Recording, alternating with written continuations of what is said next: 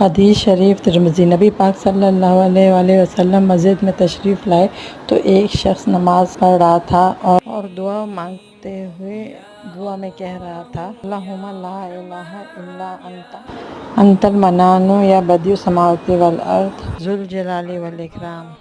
نبی پاک صلی اللہ علیہ وآلہ وسلم نے فرمایا، کیا تم جانتے ہو اس نے کس چیز سے دعا کی ہے؟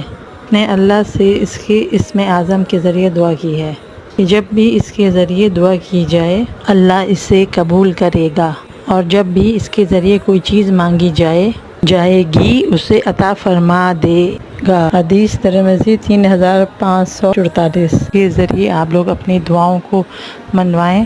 یہ جو دعا ہے اس کو آپ نماز میں التحیات درود شریف اس کے بعد جو دعا کرتے ہیں اس جگہ بھی پڑھ سکتے ہیں، اور ہاتھ اٹھا کے جب دعا ہم پڑھتے ہیں نماز کے بعد تو دعا کے دوران بھی پڑھ کے اپنی جو حاجت مانگیں گے انشاءاللہ اللہ پاک